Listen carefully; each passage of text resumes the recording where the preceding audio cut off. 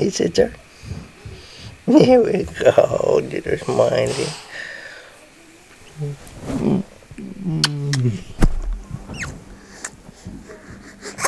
I love you.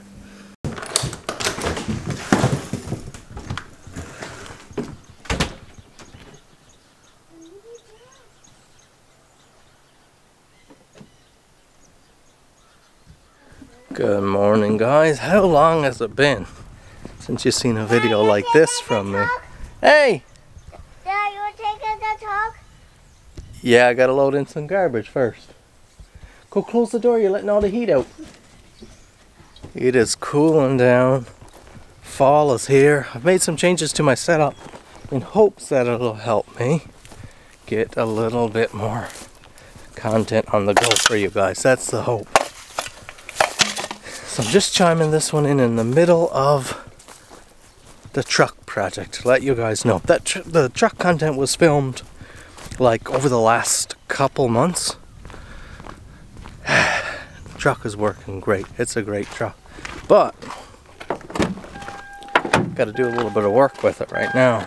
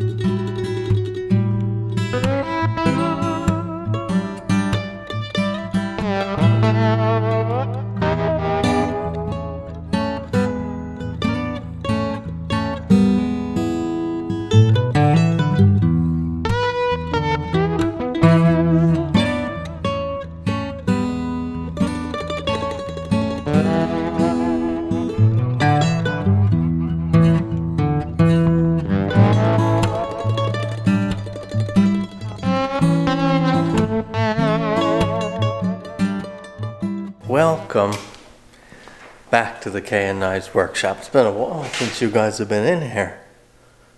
Month? 2 months maybe? She's pretty much the same. A few tweaks, a few improvements, things going on. Finally got that bathroom done, drywalled, plastered, painted, vanity in, all done nice for customers. Lots going on here. It's just a gorgeous, gorgeous morning. Knife production has really ramped up in the past few weeks here. Well, past couple months actually. That's part of the reason I've been absent. But yeah, it's been nice to make some great production. Got a few supplies to unbox, and then I'll show you what I've got going on over here in the cabinet, what I've got going on. I've also added to my knife shop a desktop computer. This is one I bought a little while ago for the coastal, the garage office out there, but it didn't serve. But it works awesome for me here in the knife shop. I've always wanted that, just to be able to run over, check my build sheets, and now I can do that. It's so convenient. Being able to run in here, search through my emails, and just confirming any build details. And then my build sheets here. You can see it's a little slow, which is why it didn't serve out front. But to just keep the build sheet open here all the time, it's very easy. I can pick through orders here and just see what I have coming up. I can check inventory here in the shop. Very, very handy. I guess that's a little bit of a workshop flex, is to be able to have the space and scenario to have a computer like this in the shop. Definitely a luxury, not a necessity. Don't foolish around with that stuff maybe right from the beginning. Just work on your craft first. But at this point, efficiency is so key to the operation. Must be leather.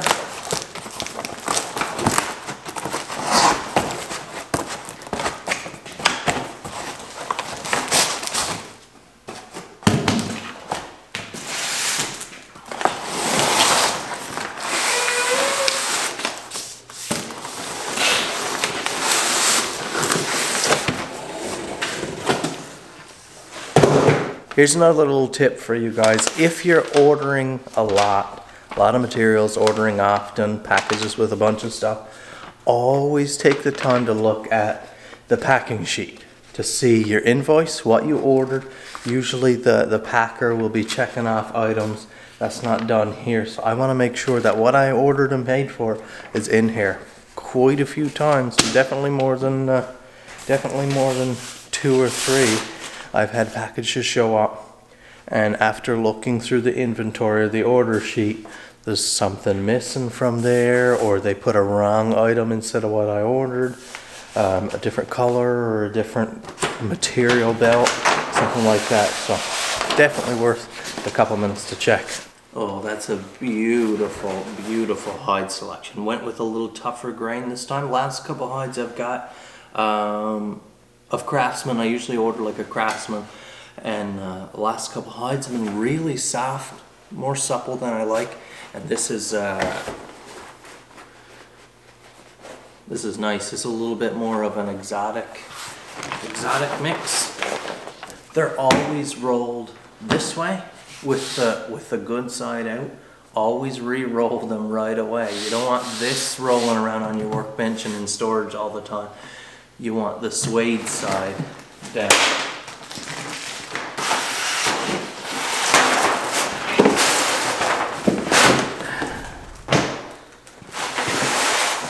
That's a real nice hide. Real beautiful hide.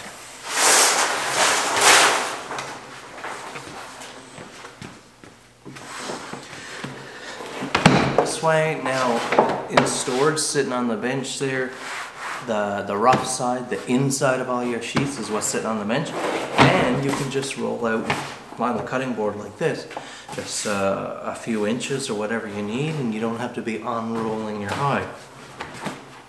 Much better.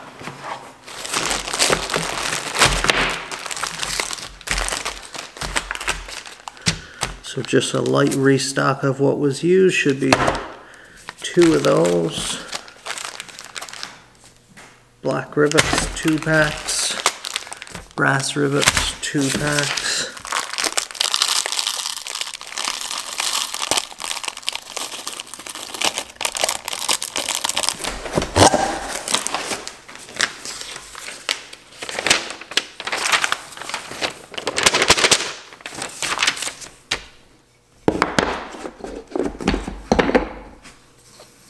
Look at the figuring on this piece, and that's just a rough kind of a sawn surface. It's gonna be wild.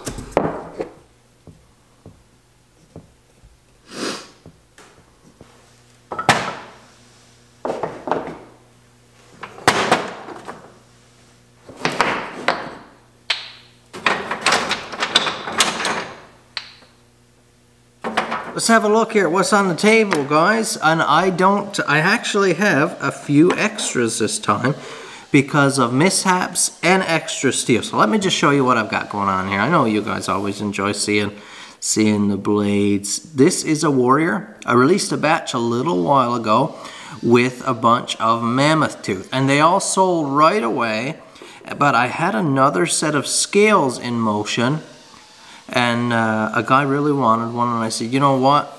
I have an extra set of scales. The knife is not done, but if you want to pay for the knife now up front, it can be secured as yours. I'll build it out for you. So that's what we done. This is his knife now, just about finished. But look at the forged finish on this one. Again, that blue mammoth tooth, stabilized walnut, a blue liner. Look at that polished tang. Just gorgeous. The Warrior's such a great pattern and such a heavy, robust knife. Coming down a little bit in scale. Now I'll just make a note here real quick. These don't have edges yet. They haven't been sharpened. They don't have final cleanup. They don't have final anything. No leather work done yet, and I don't like doing any of that until the leather work's done. But this is a Prevail pattern with a slightly deepened choil as requested by the customer. We have a red and charcoal Spectra ply here, black Ultrex, and red G10 up front. So he's looking for high visibility. He's got high visibility here and a real cool handle. Let me know what you think of that look. The Tradesman in a matte textured green with an orange liner. This customer is looking for traction, and he's got it with this material. So much warmth and so much bite here. You can just hear that scrubbing. Just a great piece. I love the lines on the tradesman. Just such a great pattern, I think. We have an EDC Warncliffe here with copper bolsters, green maple burl, natural phenolic pins. Again, this is a custom order. Just look at the figuring. I love when you get those high contrast. This piece ended up being a little more tealy than a green. I think it still looks very beautiful, and then contrasted with the forge finish. I love it. Couple bake apples here with that yellow liner. These yellow fiber liners or spacers are really hard to get. I know for one place in the world that I can get them. They're really expensive to get them, but so worth it. They're more vivid than any G10 or micarta liner. I really love this piece. This ended up being, it wasn't supposed to be available, but it is in a natural micarta, linen micarta with a forest green liner, Scandi grind. This thing just feels like butter in the hand, so good.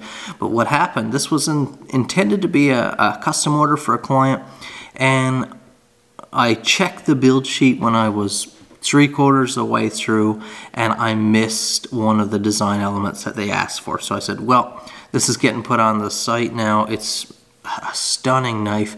I finished it out then with a handle material of my choosing, but you can see this lines here on the end just locks this knife into your hand. Again, these don't have final cleanup, polishing, anything. This knife is available. If you're looking for a sweet bushcrafter for the fall into the winter, this might be your choice. You can shoot me an email. The classic Tuckamore in almost a full flat grind. Green fiber liner. Again, look how vivid that is, polished tang. But look at the figuring on this burl. Double thong tube here, so you can lash this thing to a pole really nicely if you wanted. But look at the forged finish on this one. Isn't that beautiful? Crazy figuring on that burl wood. This one is available as well. Another one, this is off of a leftover or a cut off piece of steel. One of those ones that I could just see a blade in there, and so I went for it. And just a beautiful saber grind, very high flat. In full 3/16. This thing is thick and just feels so great in the hand. That gray curly maple. Another offcut of steel, and this is a fishing / butchery knife. Would make a beautiful carving knife in the kitchen. I wouldn't say dedicated fishing knife, although I went for that kind of style. It's 1/8 thick, so it doesn't really have any flex in it. And I know how people tend to like that in their fishing knives or angling knives. They like to be able to kind of follow the bone or follow the table. So we have a blue micarta liner here, natural linen micarta handle, and it just feels so controllable in the hand. Beautiful forged finish all the way along. Thin ground to that edge, almost to zero grind there. So then we'll just do this tiniest micro bevel.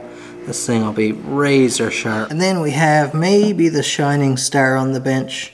Satin ground. Again, these don't have final finishes yet, but with that green burl wood satin grind, we have a mild swedge here. Just beautiful. So thinly ground at the edge.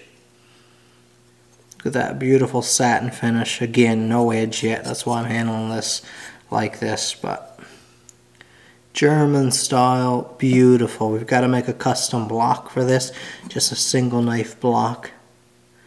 But have a look. And this just feels... Oh, I'd like to make one just like this for myself. Maybe I'll have to do that soon. Jump into it. Give her. No, just roll. Okay, let's go in for some dinner. Rock and roll. And this is it for another video, guys. Thank you so much for watching.